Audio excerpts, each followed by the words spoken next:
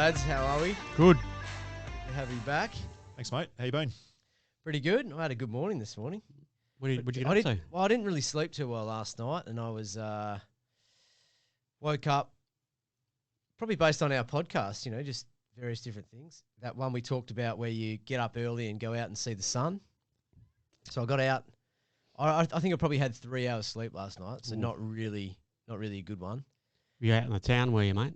No, just up and down and woken up and people snoring next to me and. Is it a full moon? Oh, might have been. No, it's not. Was it? No. Oh.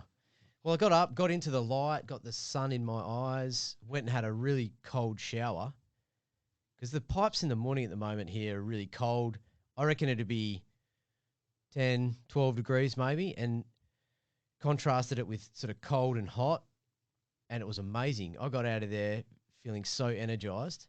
Went and had a little coffee, and then I was up and about. Actually did a workout this morning, felt really good. Then had another dip in the pool. So, Awesome. yeah, I'm up and about. I had a good morning, even after sort of hacking that bad sleep I had. And I know you don't really want to do that too much. And I often don't really want to have a coffee sort of within the first half an hour of waking up. But this morning, it was probably on the back of our supplements podcast, we didn't really talk about coffee. And we have had a couple of questions come in, so we might be able to answer those at some point, but one of them was about coffee. What, a couple of questions on our email? Yeah.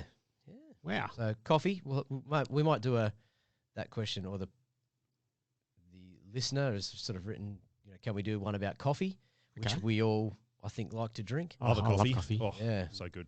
So we might have to do that in the future. But yeah, I just used, because that's probably is it a drug? Supplement?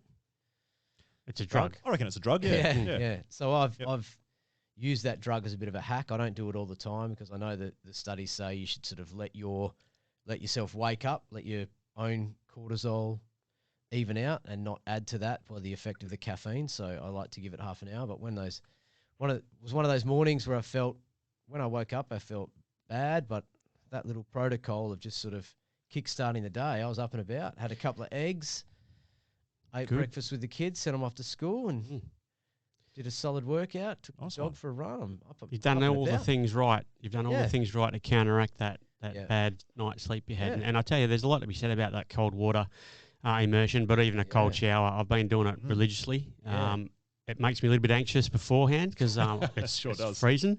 But once I'm in there, it's amazing how quick you adapt. A lot of.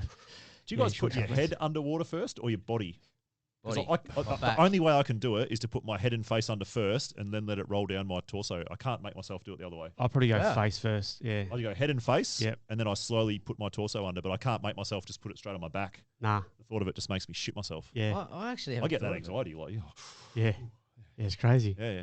You got to pump yourself up to get in there. Yeah. I like to hit the back of my shoulders because that's where that brown fat is. Yeah. So try and activate that brown fat and get that metabolism You can definitely going. feel that when you turn around in the cold shower onto your back. You definitely feel that kick-in reflex, I've also been trying to lift my arms up and get the cold water under my armpits. Close to your heart. Yeah, and I'm just assuming that armpits and groin are the warmest part of your body, so I'm assuming that if I can attack those, might be doing something, but... Yeah.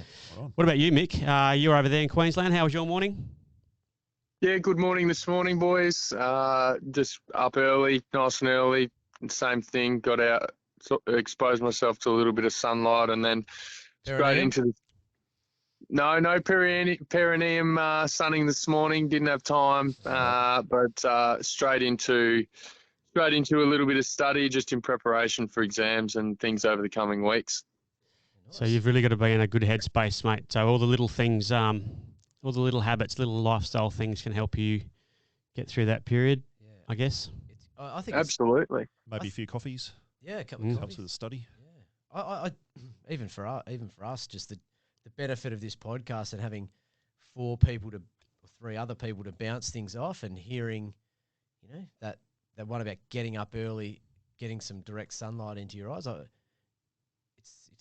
This podcast has changed my life, and I know we've discussed that. Yeah. Just on the information that you other boys bring to the party is really great. Oh, I totally agree, mate. I've adopted things now in my lifestyle to address all these topics that we've discussed, based on advice from you guys and based on the studies that I've done in preparation for the podcast, and it's invaluable. I love it. You know, it's helped my sleep. It's helped my mental well-being. Yeah. Yeah, I know you talked about waking up in the middle of the night. Are you still doing that, or have you hacked that out of your life? It's limited now. It doesn't happen too often. Yeah. I've taken Smitty's advice. I've got that supplement, the 5-HTP. Oh yeah. I reckon that is awesome. Yeah. Yeah, it's a game changer. Yeah. And just doing those behavioural things like, you know, dark at night. Yeah. I keep my cave. My house is a cave. Up in the morning, Screens see the sunlight. Yep. Yep. So yeah, it's good. What are we talking about today anyway?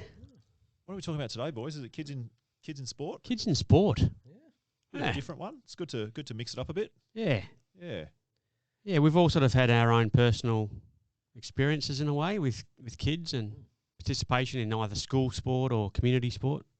Yeah, interesting topic, this one, and one I'm interested in from the perspective of I guess psychology, and also having been a kid, having coached kids, and now having had kids. You get to look through a variety of different lenses and I guess trial and error, what works and what doesn't. I guess for myself, I'm coaching some kids at the moment for elite running, a little bit of basketball as well, and my kids are obviously engaging in different sporting activities through the week. And what I sort of see popping up pretty consistently with kids, across all different age groups, is a real lack of resilience in terms of their ability to accept losing, accept that things might not always go their own way. And I think that when I've sort of sat down and journaled about this or spent some time thinking about it, for me, I think it correlates directly a little bit with what's actually going on with kids in society. And I don't know if that's consistent with your experiences, guys, but I think that comparing it to my experience as a kid, we won games, we lost games. And the experience of losing, I feel, was, more beneficial to my resilience building than what winning was. And these days, we've got this, we seem to have this, I guess, necessity or desire to have every kid win. Every kid gets a medal for participating now. And I think that what it's creating, and this is just my opinion, but it's creating a real flaw and a real weakness that kids aren't developing the same ability to deal with losses. And I think that when we look at that over a lifetime, it is creating a flaw in resilience, because you're not always going to have every scenario go your own way in life. And you've got to be able to deal with the hits and deal with the losses, pick yourself up off the floor and get back on with it. Yeah, it's a good point, mate. Obviously sport has massive benefits for participation by kids, physical health and mental well-being. But I agree with you. There's a little bit of a little crack has emerged over the last, 15, 20 years. I don't know. I reckon parents have got a lot to answer for in that realm, with sort of helicopter parenting. Every kid's a winner. Certain sports have made certain rules to accommodate no losing. For example, there's a rule in Aussie Rules Juniors called the Mercy Rule.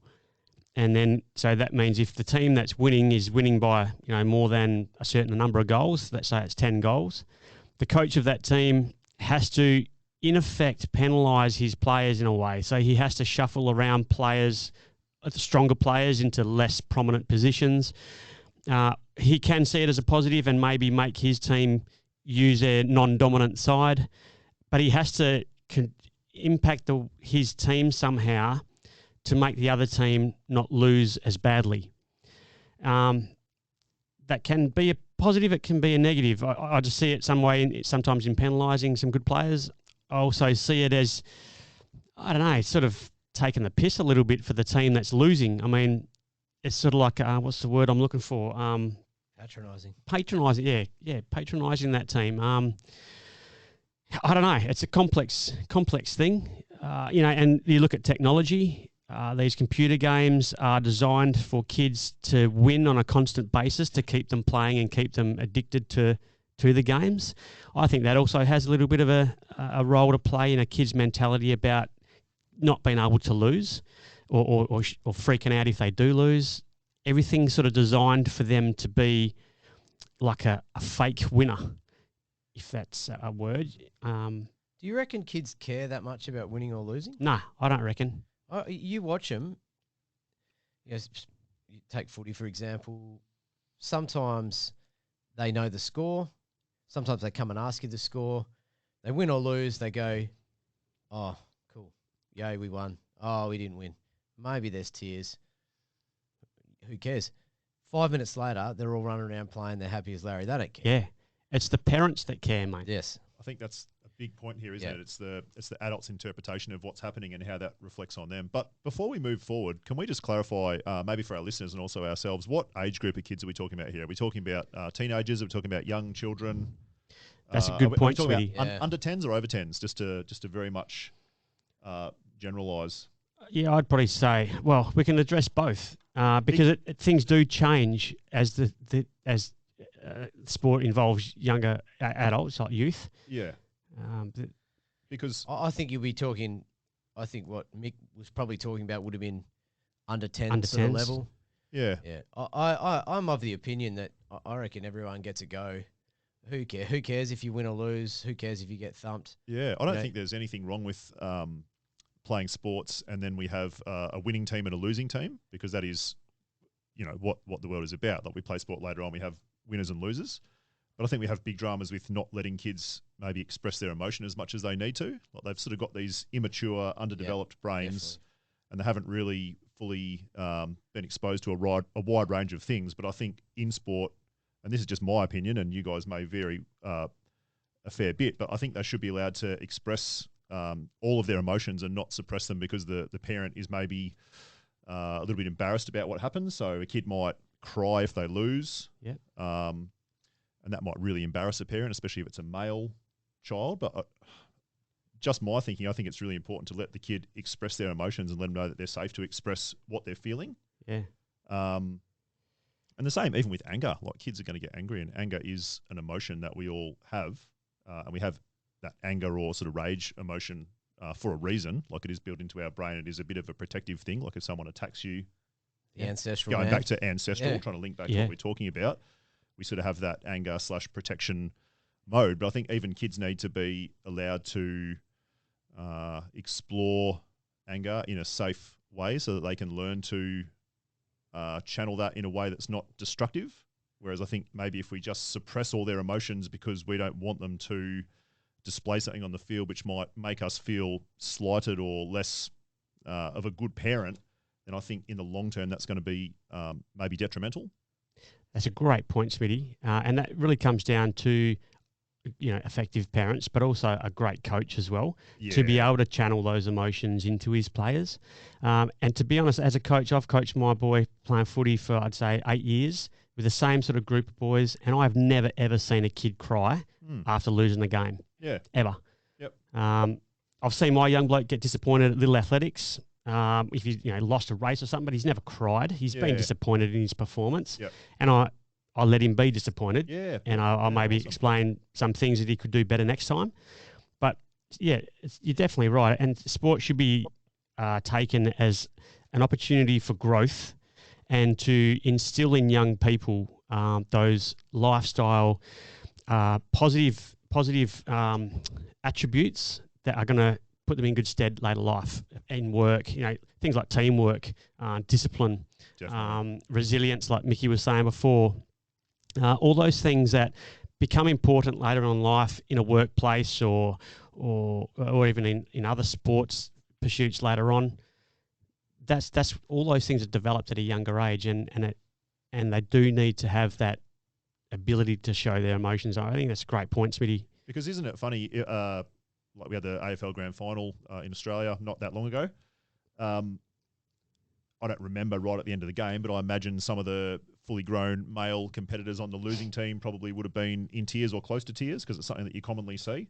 And in the media and in sort of popular culture, you wouldn't really see those guys getting called out. They'd probably almost be applauded for being in touch with their emotion. But maybe if you saw an 8-year-old kid lose his mind at the end of a footy game and started crying, probably actually wouldn't be met with the same amount of praise. It'd almost be like, look at this little shit, he's get it in perspective. It's just a local footy game, but we're dealing with a kid with like an immature brain, hasn't fully grown into the adolescent or the man or the woman that he or she's going to be. And we might sort of actually judge it differently. Whereas, I don't know, it's just one of those ones where I think kids should be allowed to express emotion. Great point, mate. And really, they're going to cry maybe for a little bit. Oh, yeah. They're going to come good. They're going to see all their mates run around. They're going to go, okay, it's not that big of a deal. Yep. And like you say, they're going to learn that emotion and they're going to learn to deal with it and go, okay, well, yeah, it's disappointing, but it's not that bad. Life goes on. All my mates are running around. If I sit here and wallow and cry, look at all the fun they're having out there.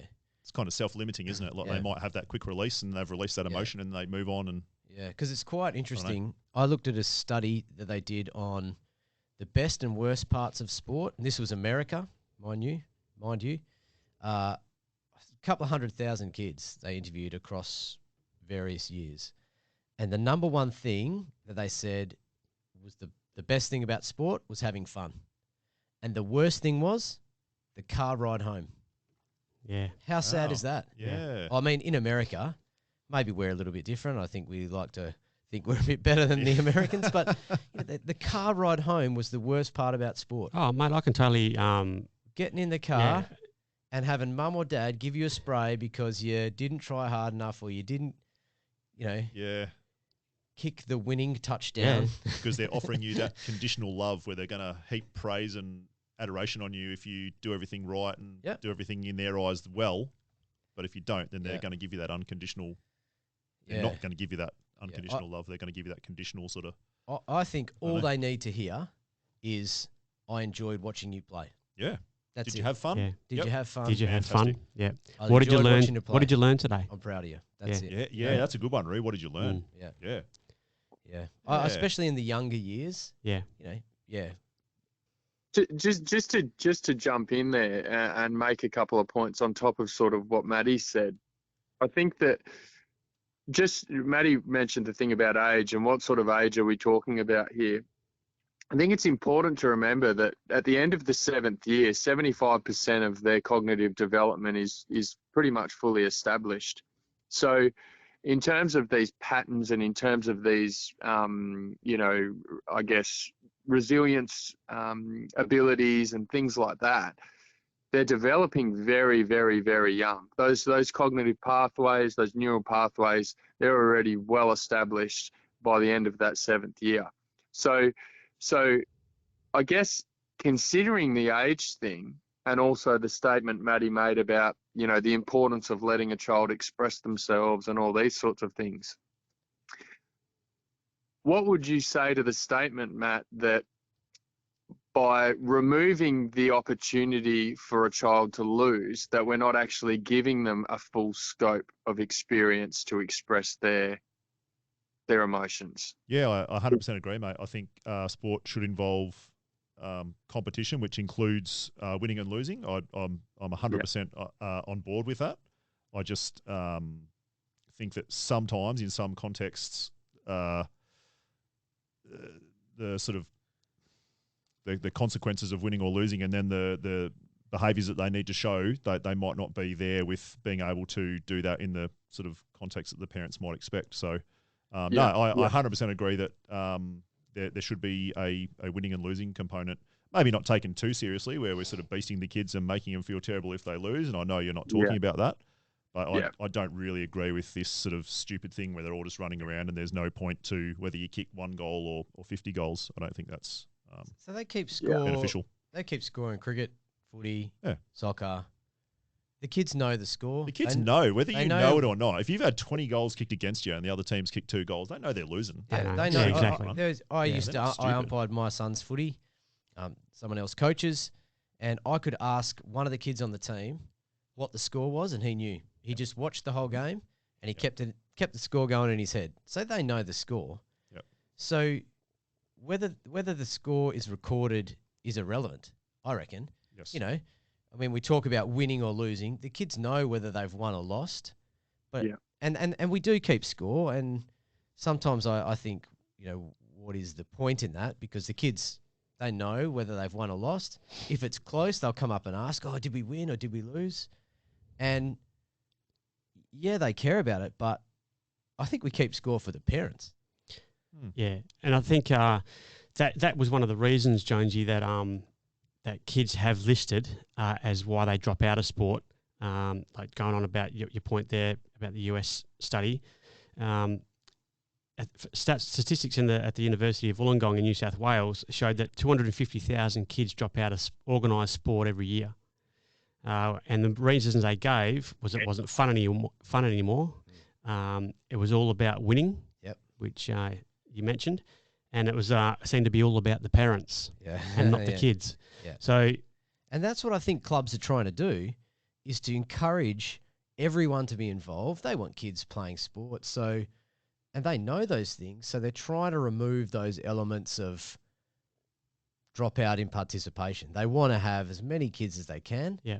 And they know we got to make it fun. So if you look at, say, cricket, for example, they have changed the rules completely, pretty much, to when I played. Yeah. When I played, if you were the best, you opened the batting, you opened the bowling. Yeah. And the boundaries were 50 metres all the way around. Now, full pitch, you know, from a young age. If you didn't do Kanga cricket or whatever it was called back then, I think it's called Blasters now, which is great fun for the kids. It's an hour in the afternoon. They have a whack around. Nobody cares. You don't keep score. If kids can't hit it, they use a big ball. Then under 10s, they progress to proper cricket on the pitch. The pitch is 16 metres. The boundaries are short so that you can score runs. They've got less people on the field. So there's more interactions, more bowling, more fielding, less time sitting off, more batting, and more opportunities to score runs and take wickets. And that's great. And cricket participation is going through the roof. Yeah, that's an interesting point you say that, mate. I've got the stats here on the most popular team sports in Australia. What would you think would be the most popular team sport in Australia? I'd guess soccer, maybe. I would guess AFL. I'd say basketball. Well, it's soccer at 49%. Yeah. Wow, 49%. Followed by basketball at 30%. Cricket, 26%. So cricket's still very high. Netball, 20%. AFL's 18%. Wow. And then below that was rugby league, which didn't have a percentage, but it said it was, you know, consistent. It's difficult for rugby league and even AFL and union to a degree. Well, you know what? They've kind of got specific states that play it, don't they? That's right, yeah. And I guess I wondered there whether the physical contact issue come into that as well, because you look at those top four sports, which are non-contact, and you've got your AFL and your rugby league down the bottom, which are, I think a lot of parents steer away from that, particularly getting along in older age brackets with that contact sport. They then veer off onto other things to keep their kids sort of safe, you know. There might be a bit of merit in that. Like we know how bad traumatic brain injury is now in sport, and I know it's probably not as common in younger kids in footy, but it certainly happens. I think we all played footy as young fellas, and you all saw people cop pretty big knocks and occasionally get knocked out. And we know that even one really bad concussion now can lead to like some lifelong things. So it would be a consideration for parents. Yeah, so definitely. I guess you're playing, what did you say the top one was? Soccer? Soccer, 49%. You're still playing like an outdoor, fitness-based, team-based sport. Soccer's great. Hand-eye coordination. Soccer's a great game. It's great for kids. They've got that hand-foot coordination. They've got the spatial awareness. You know, they've got fundamental movement skills around the place. Very fit sport. Yeah, the ball, they're running around. The ball is round. It's not like a footy, oval-shaped. I mean, I watch my son with Auskick, just the ball bouncing all over the place. it's a really tough skill, and they find it difficult. And we found from Auskick, kids dropped off. We had sort of 45 initially, and now we're down to sort of 15, 20. And I think it's definitely because it's a difficult sport. You go off and play soccer, the ball's not moving all over the place. It's easier. Still fun, still team oriented, still running around outside. It's almost a really good introduction sport to get all those fundamental basics. To play it indoors as well, so all year round. Yep. Yeah. And I can see. I mean, when we were young fellas, you pretty much had cricket and footy. Yeah, Yeah. that was Played it. footy in That's the all it was. winter, Yep. cricket in summer. Yeah, Maybe there was some soccer, maybe a little bit of athletics or surf only club. in your sort of like European Oh, here we go. populations. Yeah. No, you know, back in my Yeah, day, yeah. back Oh, in the yeah, 80s, definitely, only yeah. the English dudes and Yeah. European guys played Yeah. soccer. And now there's just a vast array of stuff for kids to do. Yeah. They're doing parkour. They've got Ninja Warrior. They've got These bloody sport kids. gymnastics. They've Yeah, got that's good. athletics, surf club. They've got so many So things much to stuff. do. Yeah. Gymnastics is a good one, don't you reckon? Oh, Just for amazing. their strength and coordination, So good. and Yeah. confidence. I think Yeah. gymnastics is a really good one. You see a Yeah. lot of really elite athletes, and you look at their background; they've done some sort of gymnastics as a kid. Yeah. Yeah. Well, speaking of Sets a good individual foundation. sports, the most popular sport overall was swimming. Oh yeah. 49% overall, all sports. What is the percent 49% of Of the kids most- in a certain age group are participating No, just in that most sport? popular sport overall played with kids. I guess I'm not quite sure what age cutoff Yeah, that okay, was right, yeah, yeah. in Australia. Yeah. Yeah. Because I think it just having that variety is also great. Yeah. I mean, not a lot of kids are going to go, and be a small percentage that are elite. It's just great that they've got this ability to go out and just choose whatever they want: dance, Yeah. cricket, footy, whatever. Probably some merit in doing team-based and also individual sports as well. Oh yeah, Like, I mean, Yeah. swimming, I guess, can be a team sport if you're doing like a relay or something like Yeah. that. But essentially, it's an individual sport. Yeah. To use swimming as an example, as opposed to a team-based sport, Yeah. but probably teaches you more like discipline and self-reliance and a few Yeah. other skills Yeah. that maybe yeah, tie in well with a team sport as well. yeah. Discipline. I think the so- team sport is almost essential for kids. I reckon it's great for social interaction and building, and yeah, Oh, well, you go to any workplace and you can pick the person that hasn't played a team sport yeah, yeah, in their life. yeah. You know, they just don't they have trouble working in a team environment. Mm. You know, they have trouble understanding the concept of camaraderie sometimes, Yeah, or you know, or doing something for somebody else by putting themselves out or sacrificing themselves in a way. You know, and a lot of those little things come about in team sport.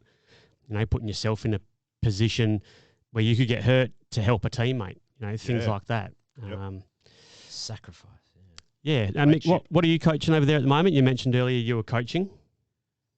Yeah, so myself and a close friend over here, over a period of time, sort of taking our kids to different sporting opportunities up in my location, which is more remote in location. We were just going along, and we were noticing that the standard of coaching and the experience overall for the kids was a lot lower than when we lived in a metropolitan area. And so I guess after sort of 6 months of, getting together and saying how ridiculous it was and all that sort of thing, we challenged ourselves to make a bit of a difference rather than just complain about it. And so what we did was we set up our own little sports academy up here, and we launched our first basketball program in the last school holidays. And subsequently from that, I've been approached for a little while since getting over here to take on a few kids for kids running. So we've established a second arm within the academy, and we're now doing sort of running for more elite kids in the area, assisting them in preparation for sort of regional races and then down to state finals and things like that. Cool. And I guess just listening to what you guys were talking about earlier, we had an interesting experience. So my daughter's 9 years old. She'll be 10 this year. and she joined the netball club up here, and they train once a week, and they go along to different sort of weekend tournaments, maybe 2 or 3 times through the season. But effectively, they do one training session and then they go to a tournament maybe once every 4 to 5 weeks. And over the course of sort of 2 or 3 tournaments that we went to, our girls lost every single game by over 40 points. And you go to the first tournament and, yeah, it's a new experience. The girls are having fun and, like you guys have indicated, there's certainly, and I will admit on my part, being quite a competitive person, you're sort of sitting there and you're like, oh, geez, come on. Like, this, are we trying hard here or what's going on? And I really made sure to temper my own, I guess, sort of feeling and sensation around that. And when I would speak to my daughter on the way home, I was very encouraging and I complimented her on particular things she did well and things like that. But what I witnessed over the 3 tournaments was the experience and the enjoyment really started to subside in the girls. They became aware of the fact that they were losing by so much. There was probably 30% of the games they didn't even score a point. And so the enjoyment really started to go out of it. And at one point we were stood with a group of parents, and I said, and this was in one of the last games, and I said, we've got to do something about this. And I was challenged by another mum, and she said, kids sport's just about enjoyment at this age. And I said, yeah, you're dead right. And I said, but I don't know about you, but my daughter ain't enjoying this too much anymore. And I said, one tournament, yeah, new experience, but I said, we're now having an experience with her on the way home where she's like, Dad, I don't even know if I want to go back because we're just so far from even being in the game. And I said, the experience can still be enjoyable, but it's okay for the girls to be a little bit more competitive. And there was a number of other parents who sort of jumped in behind me and said, I totally agree. And I said, we do need to do something about it. And, they agreed we do need to do something about this. So I think that what I took away from that is that absolutely, as parents, we bring our own, like we do in most of life in general, but we bring our own history into our experiences with our children. And I think, as Maddie highlighted earlier, it's really, really, really important that we keep that separate from the experience they're having. But it's also really okay to still try and instill in our children these competitive values and give them a bit of a push in a positive way, and encourage them, that working towards success is also, it's okay to do that. It's okay to be good at something. It's a positive thing to put hard graft in and then get a result at the end of it. And so that's, those values, those hardworking values, and not to sound cliche, but some of the things that we promote within the academy are that, if you've got a goal and you're prepared to put the hard work in, the result will take care of itself. And that's something that I've lived by in sport and in life. And I know, it's the conversations we've had between ourselves about different things that we've engaged in, and I think it's a really important message that I'm passing on to those kids. Yeah, mate, it highlights the fact that there are important things to learn from losing or being constantly beaten. I remember a saying said that you learn more from a loss than you do a win. And those kids there, your daughters. McGregor? Pardon? It's a Conor McGregor quote, wasn't it? Is it? Yeah, I'm not sure. But I mean, those girls in that netball team constantly losing. Yeah.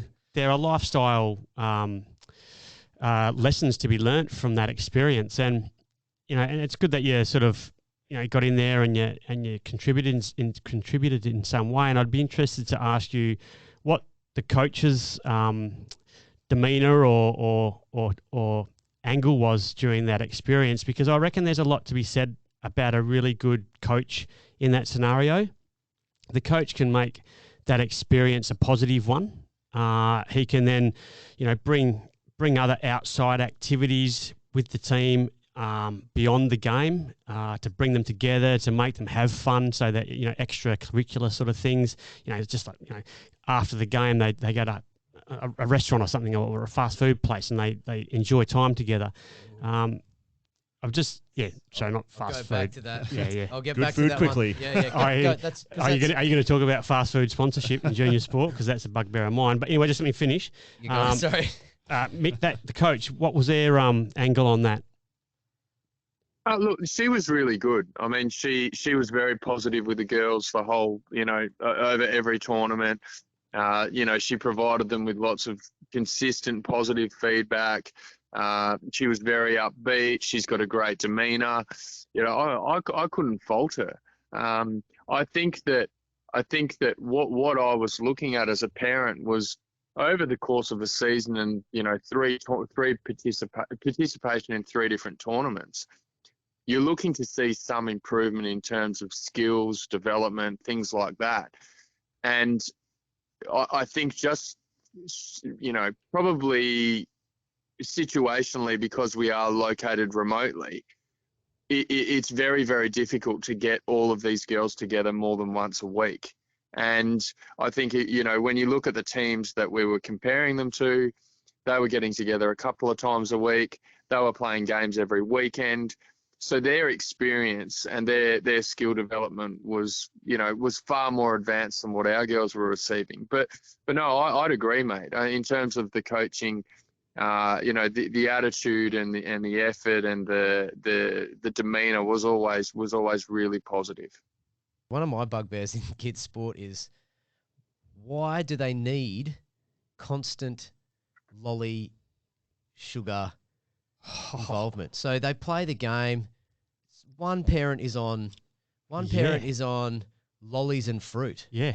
Like, they can't go. Is it lollies and fruit these days, not just fruit? Yeah. You can't go, or chocolate or whatever it is. Oh, right. You can't go an hour game without getting something. You know? I'm more than happy to get a participation award for your kid. Good stuff. Encouragement award, sportsmanship award, player of the day, all that kind of stuff is great. But afterwards, or halfway through, they've got to have a ton of oranges or watermelon. These kids are tucking into this watermelon. They've done 30 minutes of sport. Yeah. Look at, say, T-ball, for example. It's not super strenuous. You're not running 2-3 kilometres. You're going from base to base, and you sit down afterwards, and so participation award. You get your participation award, and it's McDonald's, Subway, Muzz, something like that. Yeah. You're not getting a decent cafe, or a health freak, something that's a kind of maybe a decent option for the kid to go and have some food at. Yeah. The Boost juice was a good option. Our club was had some Boost juice vouchers, which were always a good one. Yeah. But I guess from a club's perspective, they do have to honour their sponsors, and it's hard to get sponsorship at a local club. Yeah. So they do have to honour those with vouchers and then reciprocating business and so on. But I agree. We had when we were coaching footy, there was a roster for one mum to be on sweets at the end of the game, and they would. It starts off with a bag of lollies, and then obviously the competition from the mums, you end up with a cake at the end of it, or little muffins and stuff like that, homemade muffins or little cupcakes made with icing on top, and all the kids have to line up and they get their little treat at the end of the game. It's full on crazy. I've mentioned it before in sporting teams, and people have said, "Oh, don't be such a downer." I'm like, oh, okay. Well, if you want to reward your kid with some sugar, that's fine. But do we need to have it after every single game? Yeah. After training? Talk about conditioning. I know. If you do a good job, I'll give you some sugar. Yeah. Okay. It's interesting though, because you watch the AFL players come in after a game, and they're often eating those jelly snakes, the lolly snakes, to obviously replenish glucose or whatever, immediate hit. There's a box of pizzas. They often eat. Yep. A couple of slices of pizzas as well, obviously to replenish the carbs. Milk's good now.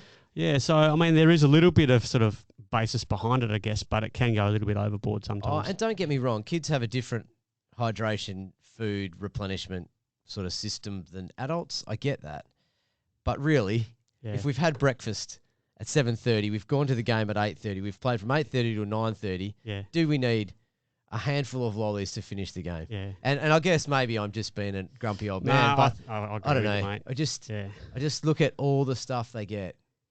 I thought we had it right back in my day when I played footy. We had water and oranges. I thought that was pretty. Yeah, that's not too bad. And then they got rid of the oranges for a little while. Did they? For concussion protocols, because if you got concussed, you had to go to the hospital. You couldn't have eaten anything. Yeah. So you're really just sucking on it, aren't you? What was it? What's the whole thing behind the oranges? What do they do? I don't know.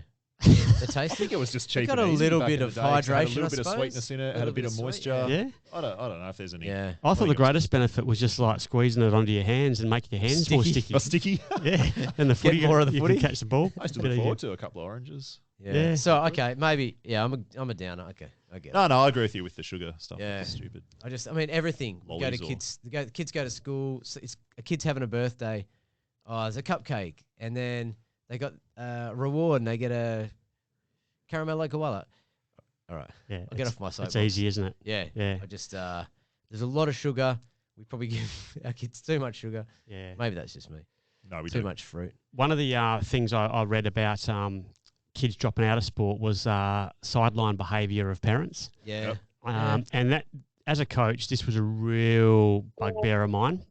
As a coach, I never used to yell from the sideline. I used to always wait for quarter time breaks or whatever. In the change rooms and then give them a spray. Don't think, do. But I would always take notes. So during the quarter, I would take notes on great things kids had done and put their name down so I could refer to it because memory's like a sieve when you're trying to think of multiple things at a time. Can I just cut you off there? You do have a fair bit of credence behind what you're saying. West Perth District Junior District Coach of the Year. What year was it? 2017, mate. 2017. There you go. Yeah, there you go. Some credentials. So carry on. Yeah. Thanks, mate. Thanks for the plug there. I just wanted to put that in there because just to make sure the listeners know. Got some street cred. Yeah, mate. Yeah, it's coming from junior coach. A reliable source. Yep. But yeah. Anyway, where was I? Yeah, I'll cut you off. I was talking about taking notes. You don't yell out from the sidelines. Yeah. And also anything that could be worked on or could be done better is a lesson. A possible lesson there. So most of my quarter time or halftime speeches were like a lesson. So we would review the quarter and then you could talk about things that could have been done better. Or I'd actually take the kids to like that back pocket where one of them kicked across the goals and the other team got a goal out of it. I'd take them there and say, look, where's the best place to kick? If you got a free kick here, let's have a look at all the options, blah, blah, blah. So just making it really practical for kids, never yelling from the side. And that sideline behaviour, foul language, umpire abuse, yelling advice to players. I just think let kids fucking play. Yeah. Like stop, hey, go over there, stand over there. Go hard. Like, it's not going to change. It's not going to change their efforts. And then are they hearing that?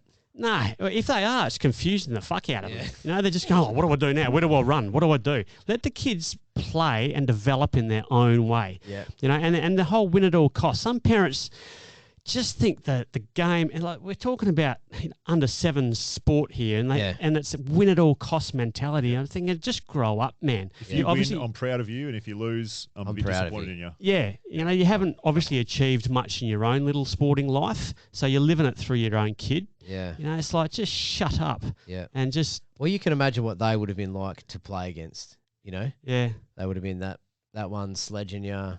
Yeah. A lot of those behaviours there have effects on kids which have been sort of like, recorded. And kids have noted that fear of making a mistake is one that if they're constantly being yelled at from the sideline by a coach or a parent, they are scared of making a mistake. And then they don't want to go and get the ball, or they don't want to participate because they're just thinking, well, if I do something wrong, I'm going to get yelled at. Do you remember the term during your phys ed teaching days? They called it a competent bystander. So that's someone who seems competent. They kind of run around the outside of the pack, or they look like they're involved in the game, but they never actually touch the ball.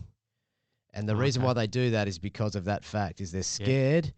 Maybe at school it's from being bullied or being told you're no good at the sport, or in games is because parents, you come off the ground and why'd you do that? You dropped the ball. You should have tackled that guy, you know? Yeah. So they kind of run around the outside. They're competent. Yeah. Like they're bystanding and not really doing much. Mate, I can personally vouch for it. As a 17-year-old, I was playing under 19s at Perth Footy Club. And we had a coach who probably wasn't ideally suited for coaching that age demographic. He was an old Vietnam vet, tough old bastard, and a legend in his own right back when he played, but did not have the professionalism, if that's a word, for that age demographic. And I never forget being so shit scared of this guy, because he's a big man. He had a mean look about him, and I was scared at a time when my footy could have gone either way. It went the wrong way because I was too scared to do anything on the footy field for fear of this guy. Because we were playing coach, you start playing at 9:30, you're kicking the dew off the grass, and there's not many people around at the ground at that time. You could hear him banging on the tables and roaring from the coach's box at someone who's done something wrong. There was one day we were playing East Perth at the Wacker, and a lovely fella, Mick, he was an Indigenous boy, must have made a couple of mistakes. I never noticed him.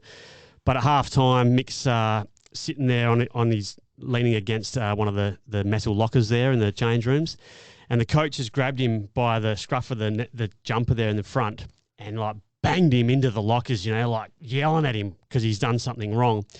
And I'll never ever forget that. And that mentally scarred me. And I was just so shit scared on doing anything. And I reckon he set my footy development back so far that, and also he compounded probably my father's expectations and sort of style as well. My dad had such high expectations and would always, like you said, Jonesy, the ride home. I used to hate the ride home with my dad after a game of footy because he would just rip into me like all the shit that I did wrong. In one game, I think I was under 10s, my dad stood up at the side of the boundary and with his mouth over his hands said, "Number 4, you're playing like a fucking old mole." And that was you? That was me. I was number 4. And you can imagine as a 10-year-old, the whole oval, I just sunk into it. It just swallowed me up. Man. I was devastated. It's amazing you kept playing after that. Yeah, and I guess that was just... probably you didn't want to let him down. Oh, yeah, I didn't. Or maybe it was just inbuilt in me to fuck him off. Like, you're not going to beat me. You know what I mean? 10. But those probably shouldn't have to deal with that at 10, should you? Nah. Yeah. But I just... Going back to this whole thing about... sideline behaviour and how they can affect kids. And if you're a parent out there or if you're coaching, those behaviours can instill the fear of making a mistake. And that will then can also spill over to things in life as well. So often in life now, I'll do something. When it gets to the final stage of completing a task, I'll sort of procrastinate over it because I'm fearful of not completing it or getting it right or achieving it. And I, as I've got older and become, more aware of my own self, I'm aware of that now. But those little things can have an impact on you from just a sporting field as a young person through the rest of your life. They also learn from that sideline behaviour of parents going off that give up when faced with adversity. So, the resilience thing that Mickey talked about earlier. If a parent's yelling and saying how bad it all is, then the kid's going to realise that as well. And what's the point of carrying on, It's easier not to, isn't it? It's easier just to walk away from it and not get that criticism and that anxiety that's associated with your poor performance or what is perceived to be lack of effort or whatever. Yeah. They learn to make excuses. So if the umpire is the target of a parent or a coach's abuse, then that person is the one at fault for the loss of the game or the missing the goal or something like that. And they also learn disrespect for authority. So if parents and coaches are having a crack at umpiring staff or anything like that, the kids are seeing that. It's just such a pure environment that can impact a young person's development is the sporting field. And I think a coach has a massive role in being a mentor for the kids. Yeah, most definitely. Yeah. And I think kids also aren't able to delineate what happens on the sports field with how they're perceived by their parents or their coach in general. So, like, I don't think a kid, a young kid especially, can really compartmentalize that and think, okay, I only get love and adoration and respect if I play really well and put in really hard on the footy field or the cricket field or the netball field or whatever. I feel like if you're giving them that conditional praise, then that carries over to how they feel you interact with them, like, on a more general basis. I don't think they can compartmentalize that and say, oh, that's just sport. Yeah, good call. So definitely, mate. You know, that's going real deep into psychology, isn't it? Oh, look, I've got absolutely no background. It's just my absolutely novice opinion. It's a great point, though. But I feel like give kids unconditional love and support in a positive way when they're young. And I think the rest will fall into place when they're older, and they'll have that drive and they'll have that. Everyone wants to win. No one grows up wanting to lose.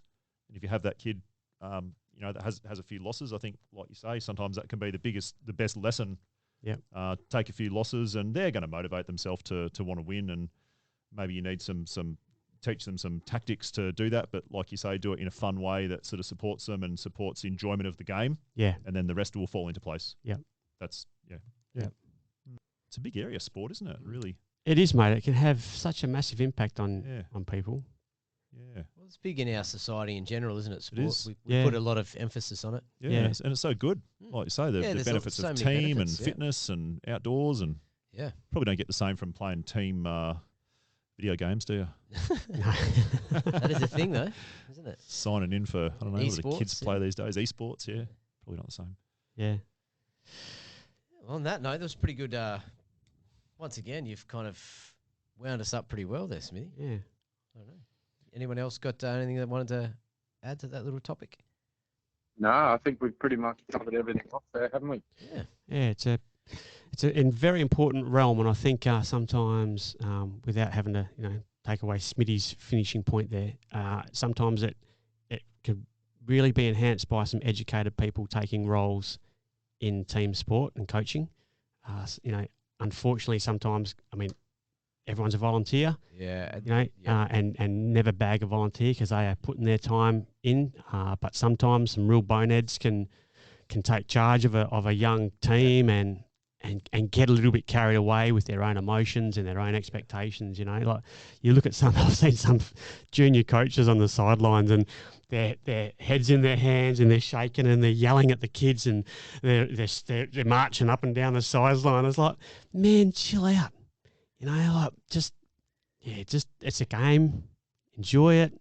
Enjoy being a part of a team and enjoy being someone of influence in these young people's lives in a positive way. Just quickly, what would you do in that situation if that was your kid? You had a young kid, 7-year-old, 6-year-old kid, and that was your coach. Would you, assuming you didn't think that it was able to be changed with that coach and they were going to be there, would you take your kid out of that team? You got two options, don't you? It's a tough one. Hey, it's really tough. You take the kid out, or you take the coach out. Yeah, and we'll not take him out, but like Dave said, everyone's a volunteer, and people put their hand up. And I've done a lot of coaching as well, and often no one wants to help you. No. Even if you had to go to work and I need someone to take training because I'm at work, no one puts their hand up so they don't train. And you think, ooh, okay. So, yes, really bad. And a coach definitely influences kids. A really great coach, you will remember your good ones and your really bad ones, like you. You remember that one. Like you say, that could have changed your whole trajectory in where your footy game went, in terms of the levels that you attained. Also would have put a positive spin on your coaching. I'm not going to do that. I'm not going to be that guy because I know that is terrible. Yeah, well, that's true. And then that changes how you coached as a person. I guess also having the phys ed teaching background is a massive bonus. Definitely. And I empathise with coaches who have just come from, no education background whatsoever, and they're just jumping in there as a volunteer and having a crack with no education basis whatsoever. And I feel quite privileged in my position, having been a teacher. I can apply that to coaching, whereas some people can't, and they're just winging it. Yeah. And I find it comes easy to me to coach and just be that way.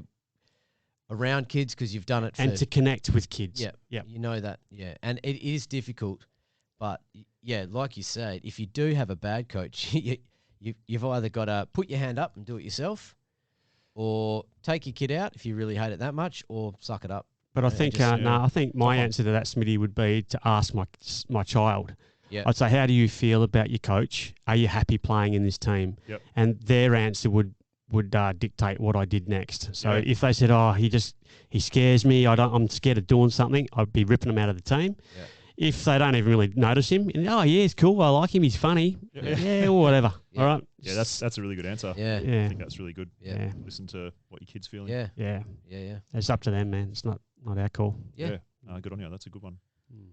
Good way to finish. Cool. Yeah, interesting topic. Yeah. It is, Could talk about it all day. Yeah. And like I mentioned at the start, we've had a few questions come in, so we might do like a Q&A podcast in the future, but if you want to get in touch with us, modernancestralman@gmail.com. Flick us a message. I know that someone wants to hear about some coffee, so we might do coffee in the future. And I could go coffee right now. Yeah. Oh, yeah. Let's say bye-bye and go get a coffee. Good to see you guys again. Good stuff. Good stuff. See you, Good lads. chat. Always good. Yeah, hopefully people take something away from that. And, get in touch with us if you agree or disagree. modernancestralman@gmail.com. And, have an amazing week. Good stuff. See you, boys. See you, boys. See you guys. See you, mate. Thank you.